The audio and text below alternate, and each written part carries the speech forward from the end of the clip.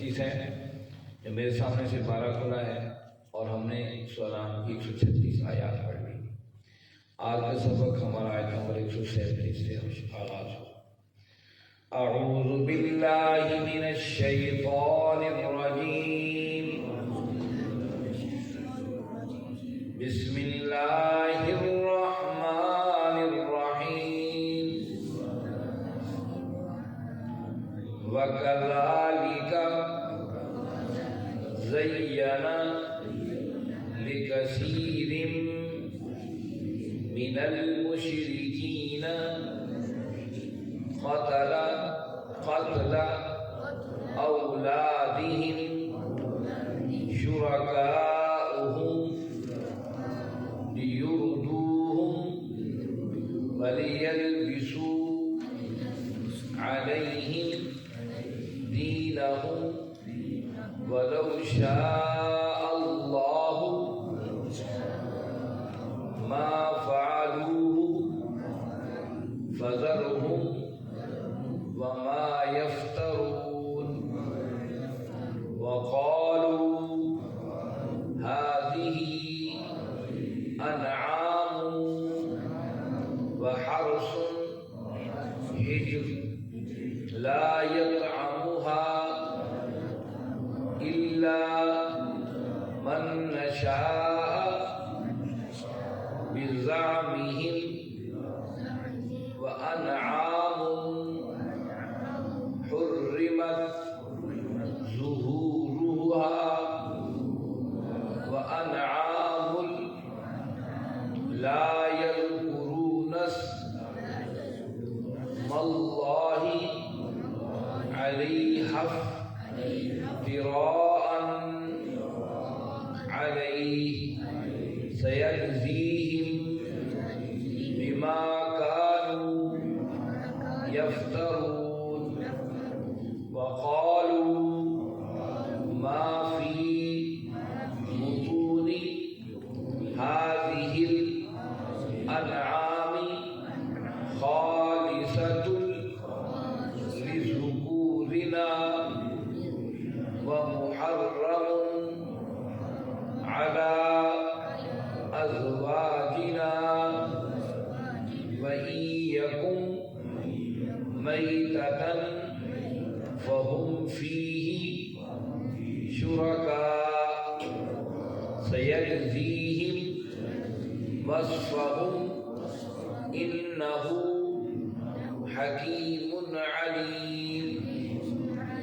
قد خسر الذين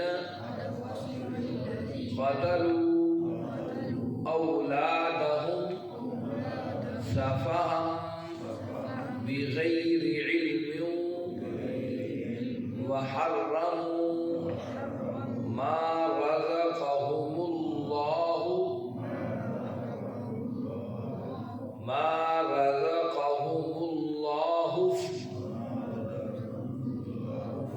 افتراء على الله قد ضلوا وما كانوا مهتدين. صدق اللہ. عزیز ساتھیوں، تمام حمد و ثنا، تعریف و توصیف اس رحیم و کریم رب کے لیے جس کا رحم اور کرم ہر سو وسیع ہے. اس کا رحم اور کرم ہے کہ اس نے ہمیں اپنے در پر اس سخت سردی کے اندر بھی ہمیں اپنے در پر بلایا ہے اور بٹھایا ہے اور اپنے کلام کو سنوایا ہے. اس کے بعد لاکھوں کروڑوں درود و سلام اس نبی مہرباں پر جنہوں نے اللہ رب العزت سے حق کو پا کر ہم تک حق پہنچانے کا حق ادا کر دیا. عزیز ساتھیو، 8واں پارہ ہے، سورہ انعام ہے اور ہم نے سورہ انعام کی 136 آیات پڑھ لی ہیں. گزشتہ آیات بینات میں ہم یہ پڑھ اور سنا ہے کہ مشرکین کے بڑے عجیب و غریب عقائد تھے. اللہ رب العزت نے فرمایا کہ دیکھو، تم اپنے کام کیے جاؤ جس پر ڈٹے ہوئے ہو، اور میں اپنا کام کیے جاؤں گا جو مجھے رب نے حکم دیا ہے. اور پھر ہم دیکھیں گے کہ آخرت میں انجام اچھا کس کا ہوتا ہے. لیکن یاد رکھو کہ ظالم لوگ کبھی کامیاب نہیں ہو سکتے دنیا میں نہ آخرت. اس میں بڑی عجیب بات ہے کہ تم لوگ کیا کہتے ہیں جانوروں کے بارے میں، کہتے ہیں یہ جانور ہیں اور یہ اللہ کے نام کے ہیں اور یہ ہمارے اللہ کے علاوہ دوسروں کے ناموں کے ہیں. اللہ کے نام کی جو چیزیں ہیں وہ تم دوسروں کے استعمال کر لیتے ہو، جو دوسروں کے اللہ کے علاوہ جو چیزیں ہیں تم رکھتے ہو وہ اللہ کے نام پر تم اس کو نہیں دیتے۔ عجیب و غریب تم لوگوں کے عقائد ہیں۔ آج کا سبق آیت نمبر 137 سے شروع ہو رہا ہے، مزید ان مشرکین کے عقائد کا تذکرہ ہوا ہے۔ فرمایا اعوذ باللہ من الشیطان الرجیم وَكَذَلِكَ، اور اسی طریقے سے زیّنَ، مزین کر دیا، خوبصورت کر کے دکھایا، لِكَثِيرٍ مِّنَ الْمُشْرِكِينَ، بہت سے مشرکوں کے لیے، قتل اولادہم، ان کی اولاد کا قتل کرنا، شرکاءہم، ان کے شرکاء ہیں، لیردوہم، تاکہ وہ انہیں ہلاک کر دیں، ولیلبسوا علیہم دینہم، اور گڑبڑ کر دیں ان کے دین کو، ولو شاء اللہ، اگر اللہ چاہتے، ما فعلوہ، وہ ایسا نہ کرتے، فذرہم، پس چھوڑ دیا انہیں، فذرہم، پس چھوڑ دیجیے انہیں، وما یفترون، جس چکر میں، جس افتراء میں وہ لگے ہوئے۔ پچھلی آیت میں اللہ رب العزت نے جن شرکاء کا تذکرہ کیا تھا، جن پر وہ کہتے تھے کہ یہ اللہ کا حصہ ہے اور یہ ہمارے اللہ کے علاوہ دوسرے جو معبود ہیں جو ہمیں اللہ تک پہنچانے کا ہمارا سبب اور راستہ ہے، یہ ان کا حصہ ہے۔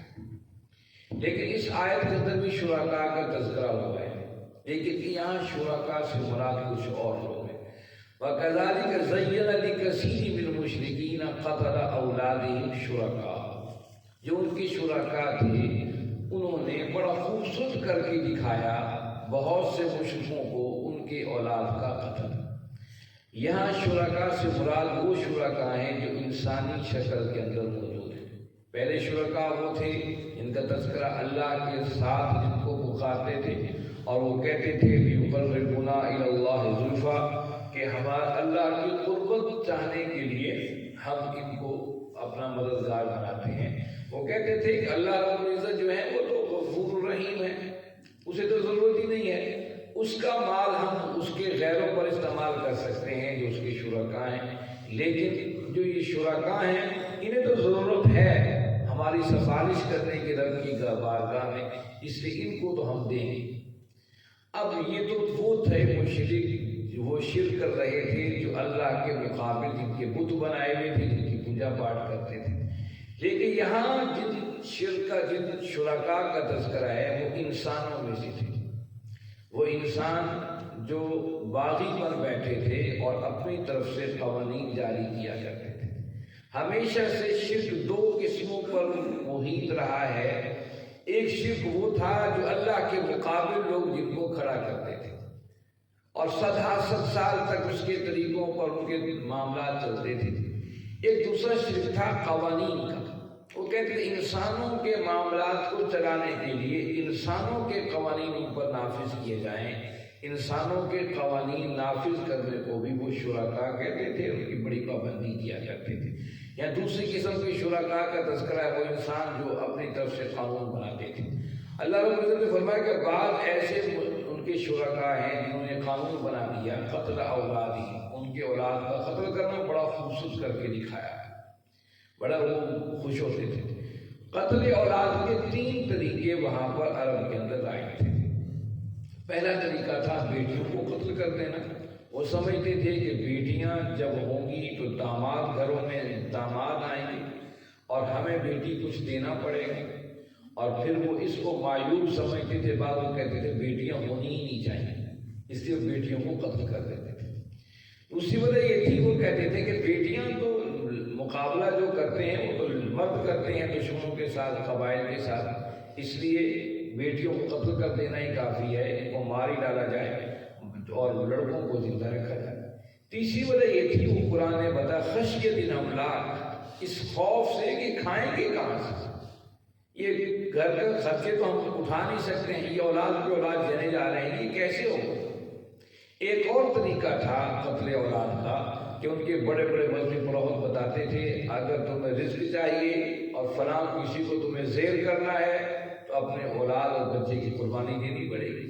حسد ایک ایسی بیماری تھی جس بیماری کی وجہ سے اپنی اولادوں کو بھیڑ چڑھا دیا کرتے تھے۔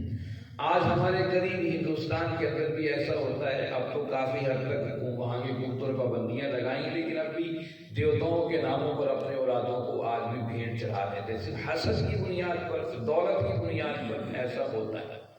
وَكَذَلِكَ زَيَّنَ لِكَثِيرٍ مِّنَ الْمُشْرِكِينَ قَتْلَ أَوْلَادِهِمْ شُرَكَاءُ، ان کے جو شرکاء ہیں جن کو وہ اپنا شریک مانتے تھے کہ مذہب کے اندر انسانوں کے قوانین بھی چل سکتے ہیں، انسانوں کے قوانین مانتے تھے، انہوں نے ان کی اولاد کا قتل بڑا خوشنما کر کے دکھا دیا۔ ہمارے ہاں بھی ایسا ہے، یہ جو منصوبہ بندی ہے کیا چیز ہے؟ یہی تو ہے، اولاد کا قتل ہی تو ہے کہ، اور اس پر بڑی بڑی این جی اوز یہاں پر کام کر رہی ہیں کہ پاکستان کے اندر تو انسان آبادی بڑھتی چلی جا رہی ہے، اگر فلاں سال تک آبادی ہم کنٹرول نہ کر سکے تو یہاں پر تو قحط پڑ جائے گا، یہاں تو بھوک آ جائے گی، یہاں تو افلاس ہو جائے گا۔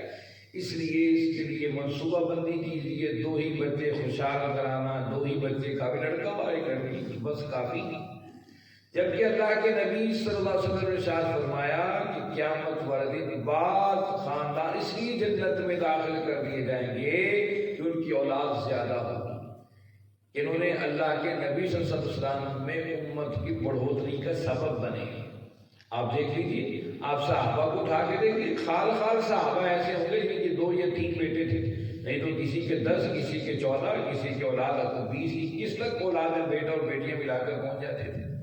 آج بھی گھروں کے اندر آپ دیکھ لیجیے ان کے ہاں اولاد اور شادیوں کا بڑا جو ہے معاملہ ہے، اور ان کی اولاد بھی زیادہ ہوتی تھی۔ یہ اسامہ بن لادن کے بارے میں کہتے ہیں ان کے 19 بیٹے ہیں، 19 بیٹی اور بیٹیاں ہیں، اس کے بارے میں دنیا مشہور معروف جانتی ہے۔ تو کہنے کی بات یہ ہے کہ یہ جو ہمارے ہاں مسلط کر دیا گیا، ہم ان کے قوانین کو تسلیم کیے بیٹھے، تو قرآن نے کہا جن کو انسانوں کے اللہ کے مقابلے میں ان انسانوں کے قوانین کو بھی اللہ نے شرک قرار دیا ہے، اللہ کے مقابلے میں قوانین کو تسلیم کیا جائے۔ اللہ ہی کائنات کے الہ اور بادشاہ مالک ہے، اس کی بادشاہت اس کے قوانین کے اندر بھی شریک ٹھہرانا یہ بھی شرک ہے۔ یہاں اللہ نے اسی شرک کا تذکرہ کیا کہ ان کے مشرکین نے ان کے جو شرکاء تھے بڑا خوشنما کر کے دکھایا کہ اولاد کو قتل کر ڈالو بھوک افلاس کی وجہ سے۔ جبکہ اللہ کے نبی صلی اللہ علیہ وسلم فرمایا جب بچہ دنیا میں آتا ہے اس کے آنے سے پہلے ہی اللہ اس کے رزق کا انتظام کر دیتا ہے۔ اس رب نے اس کی پیدائش سے پہلے ہی اس کے رزق کا انتظام کر دیا ہے، تو کیا وہ آپ کو ہمیں روزی نہیں دے گی؟ کہ ہمارا اسٹیٹ لائف میں ساری چیزیں کیوں پھیلی ہوئی ہیں، ڈراتی ہیں، وہ بوڑھے ہو جاؤ گے اولاد کیا کرے گی تمہاری؟ اولاد تو مر جائے گی، تمہارے وسائل نہیں ہوں گے۔ خوف سے ڈرا کر لوگ سودی کاروبار کے اندر جکڑے چلے جاتے ہیں۔ اس کی سے اپنے داموں کو بچائیے، اللہ پر توکل و بھروسہ، اپنے ہی وسائل محدود وسائل پر یقین اور اعتماد کر کے اللہ پر بھروسہ کیجیے، اللہ راستوں کو آسان کر دیتے ہیں۔ یردوہ، اس کے ذریعے وہ چاہتے ہیں کہ انہیں ہلاک کر دیں۔ ہلاک کیوں کرتے ہیں؟ حالانکہ اولاد کو قتل کرنے سے باقی ہلاکت کیا ہوگی؟ ایک اس سے مراد اخلاقی ہلاکت ہے کہ انسان اخلاق میں اس حد تک گر جائے کہ اپنی اولاد کو قتل کرنا شروع کر دے۔ اس سے بڑی ہلاکت کیا ہوگی کہ اپنے اولاد کو مار ڈالیں۔ اور دوسرے اس سے مراد یہ ہے کہ جو ہمارے ہاں ایک اور ہلاکت کر رہے ہیں، بیٹیوں کو ان کا حق نہیں دیا جاتا، بچیوں کو ان کا حق نہیں دیا جاتا، یہ بھی ہلاکت ہے۔ اور بعض دفعہ اس لیے وارثوں کو مار ڈالا جاتا ہے کہ وارث آئے کہ ہماری جائیداد میں حصہ ڈالو۔ بعض جگہ یہاں تک ہوا ہے، دیکھنے میں آیا ہے کہ اگر کسی نے بڑھاپے میں یا کسی عمر کے حصے میں دوسری شادی کر لی ہے تو وہ شرط لگاتا ہے بھائی اولاد نہیں پیدا ہونے دینی، یا اولاد پیدا ہو گئی ہے تو دوسری جو اس کی اولاد ہے وہ تک اس کے قتل کے در پہ ہو جاتی ہے کہ وراثت کے اندر یہ شامل نہ ہو جائے۔ یہ ہمارے معاشرے میں چل رہا ہے۔ قرآن نے کہا لیردوہ، یہ اس لیے خوشنما کر کے دکھا دیا، اس کے نقصان کیا ہے تاکہ وہ ہلاک کر دیں۔ وَلْيَلْبِسُوا عَلَيْهِ دِينَهُمْ، اور ان کے دین کو گڑبڑ کر دے، گڑبڑ کر دے۔ یعنی کہ دین کیا تھا؟ اہل مکہ کے ہاں ایک تصور تھا کہ دین ابراہیمی پر ہم عمل کر رہے ہیں، لیکن دین ابراہیمی سیدھے اور سیدھا اور سادہ تھا۔ اس میں جو نئی نئی چیزیں آ گئی تھیں، نئی نئی بدعات آ گئی تھیں، وہ یہ اولاد کا قتل کر دینا، یہ ہلاک کر دینا، دیگر جو چیزیں، اللہ نے کہا یہ شیطان اس لیے کر رہے ہیں انسانوں کی شکل میں جو ہیں تاکہ ان کے دین کو، اصل دین کو گڑبڑ کر دیں، گڑبڑ کر دیں۔ گویا کہ جو اصل دین ہے اس کے اندر اپنی طرف سے کوئی چیز ایڈ کر دینا یہ سب سے بڑی غلط اور گناہ اور شرک کے مترادف ہے کہ ایک قانون ایک اللہ کا نظام ہے، اس کے مقابلے ہم اپنی طرف سے جو چیزیں ایڈ کرتے ہیں، اسلام نے اس کو دین میں گڑبڑ کرنے کو کہا ہے۔ دنیا کے جو شرکاء ہیں دنیا کے اندر چاہتے ہیں ہمارے قوانین کو تسلیم کر لیا جائے، وہ اسی لیے دین کو گڑبڑ اسی طریقے سے کرتے ہیں۔ خالص پیغام اللہ اور اس کے رسول صلی اللہ علیہ وسلم کا ہے، قرآن و سنت کا۔ اس کے بعد جو اس میں جو چیزیں ایڈ کرتا جائے گا وہ گویا کہ دین کو گڑبڑ آپس میں ملاتا جاتا چلا جاتا ہے۔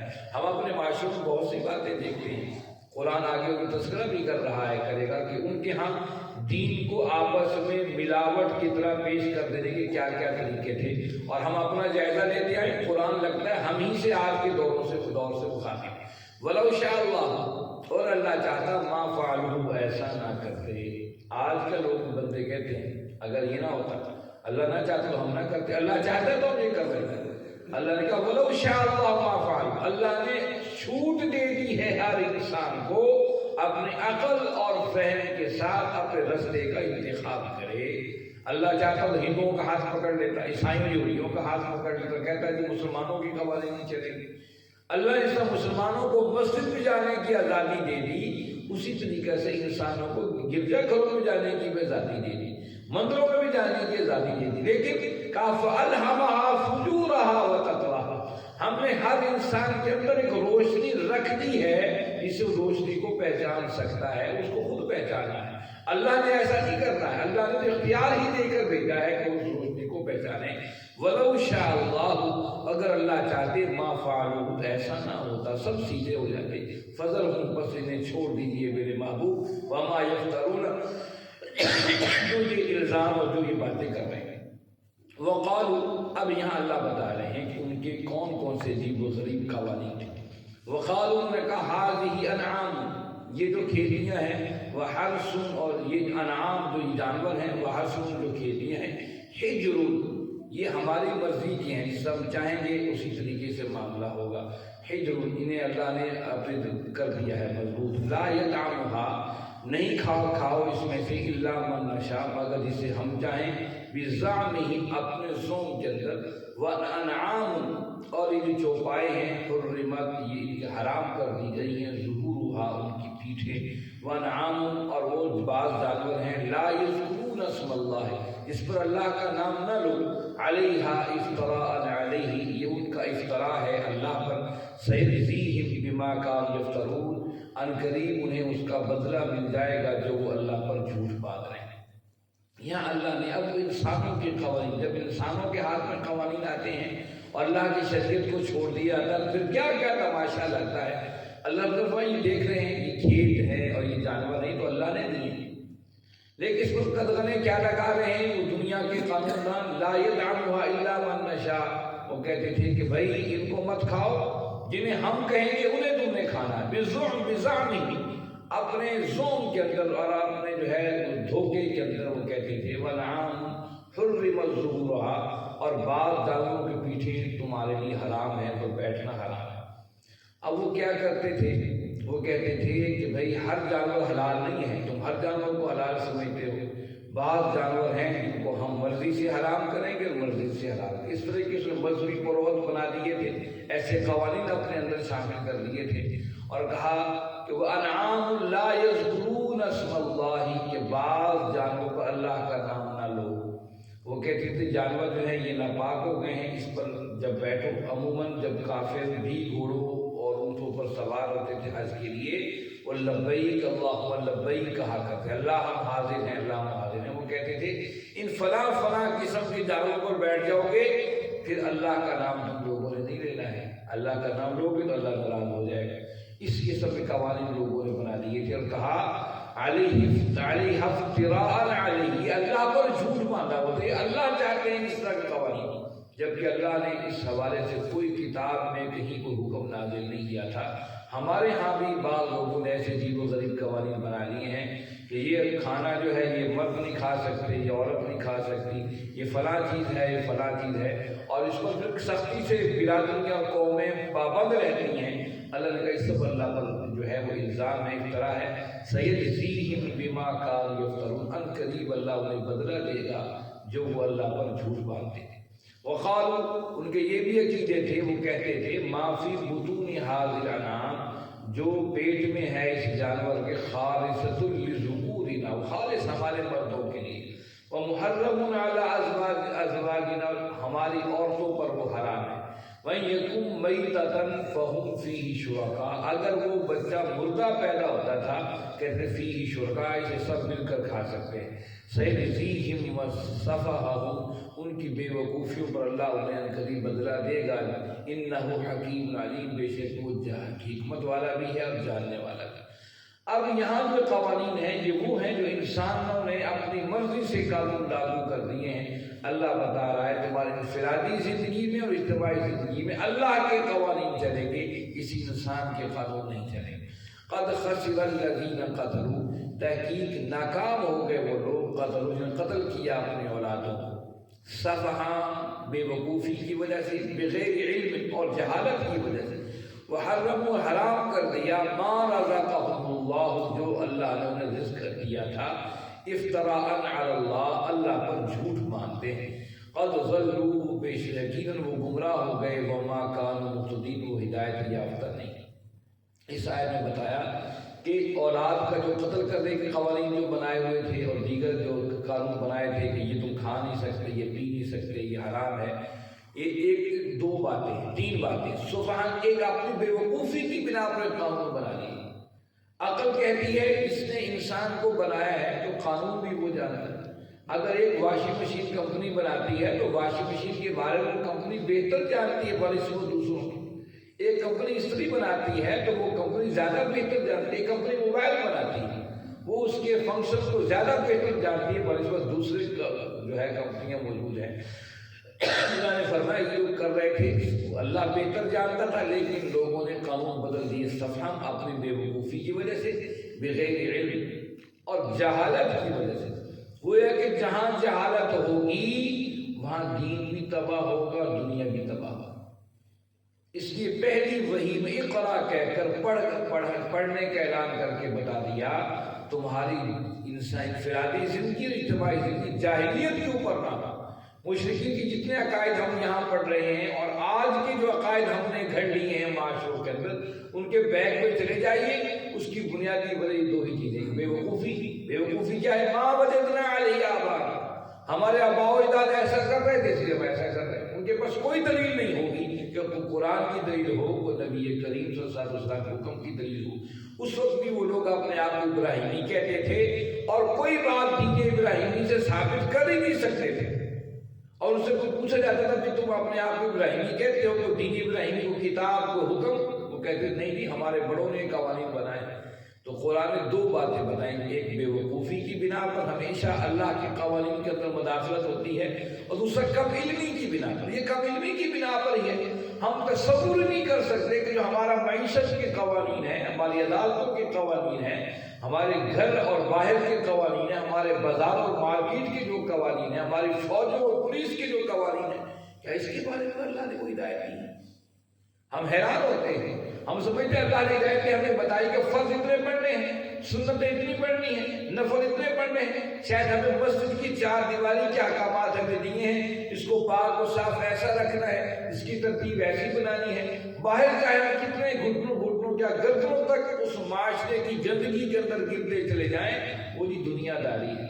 قطعاً ایسا نہیں ہے، کہا یہ سب سے بڑی جہالت ہے۔ کوئی سمجھے کہ بس اللہ نے یہ عیسائی کیوں انجیل کے اندر جو ایک کتاب ہے ان کے صرف 2-4 عبادت کے اور اس کے کوئی چیز معاشرے کی زندگی کے حوالے سے کوئی ہدایات موجود نہیں۔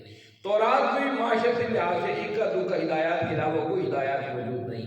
دنیا کی اور ویدوں کو اٹھا لیجیے، ہندوؤں کی ان کی کتابوں کو اٹھا لیجیے، کہیں بھی تفصیل مفصل انسانی زندگی کے حوالے سے ہدایات نہیں ملتی سوائے اللہ کے قرآن میں سے۔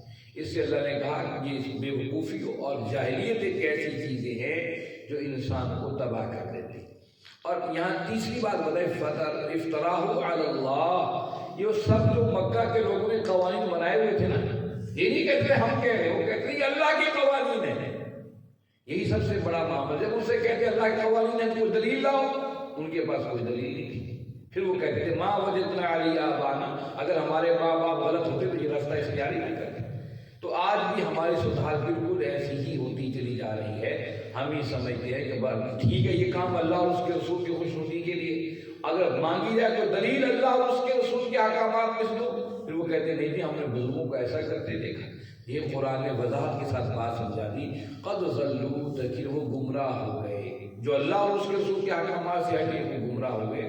وما کانوا مهتدین، انہیں ہدایت مل ہی نہیں سکتی جب تک وہ پلٹ نہ آئے اللہ اور اس کے رسول صلی اللہ علیہ وسلم کی طرف. آج بھی میرے بھائیوں ہمارے معاشرے کے اندر جو معاشرے کے اندر برائیاں پھیلی، اس کا حل صرف اللہ اور اس کے رسول کے پاس ہے، جو قرآن و سنت کی شکل میں اللہ رب العزت نے ہمیں عطا کر دیا ہے. اس کے علاوہ کوئی اور رستہ انسان کی سوچ و فکر کے ذریعے یہ فلاں نے ایسا کیا ملک نے ہم بھی ایسا کر لیں، فلاں نے یہ قوانین بنائے ہم بھی یہ قوانین بنا کر اپنے معاشروں کو اپنے حالات کو درست کر لیں. قطعاً ایسا نہیں ہے، قطعاً ایسا نہیں ہے. آج بھی نجات، کل بھی نجات اور قیامت تک آنے والے انسانوں کی نجات اللہ اور اس کے رسول صلی اللہ علیہ وسلم کی خالص قوانین کے اندر ہی ہے. اللہ رب العزت سے دعا ہے اللہ رب العزت آپ اور ہم سب کو سمجھنے اور اس پر عمل کرنے کی توفیق عطا فرمائیں. وآخر دعوانا الحمد للہ رب العالمین والصلاة والسلام علی سیدنا